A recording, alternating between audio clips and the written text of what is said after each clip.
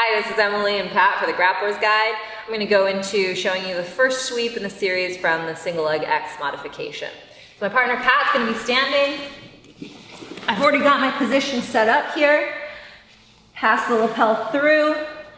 And one of the things that I really want to focus on is making sure that I take the slack out of this lapel. So there's one thing about having it loosely, right? And if I have it loosely, my partner has a little bit of give, right? Does this feel like a threat to you? No, not at all right now. Because the posture isn't really that broken. And so what I really want to focus on is when I pass this through and I take it in with my first hand, I want to grip as much as possible.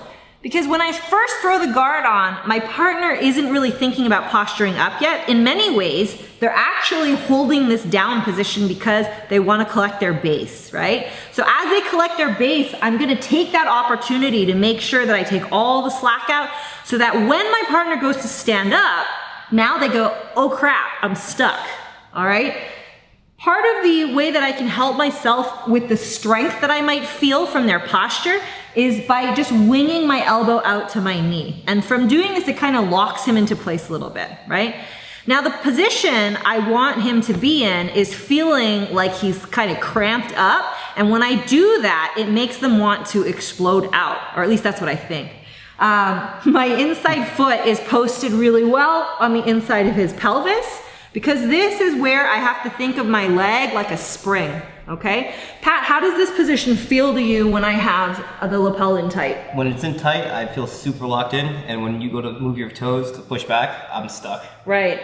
So I want to create a little bit of that tension, right? And what I want is for my partner to think that they want to posture up really hard to get rid of this grip, because that's the only way that it's going to happen, right? So when Pat goes to posture up really hard, I'm gonna let go and I'm gonna drop my back leg, trap his ankle, and I sickle sweep.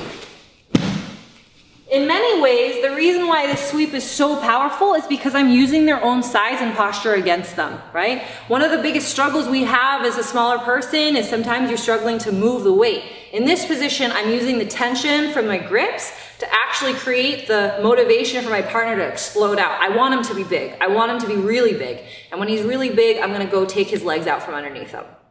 All right, so my partner's already standing. I'm gonna assume the position. I get my grip in tight. And what I really wanna focus on is when I pass this grip off, my partner is actually going to most likely be in a squatted position because they're trying to maintain their base. They don't want to stand up tall because they know that they're a little vulnerable. So while he's low, I'm going to take this and take as much slack out as I can and pass it back to my front arm. When I do this, my partner will all of a sudden start to feel really cramped, right? So when they start to feel cramped, it gives them the feeling that they need to find a way to get out.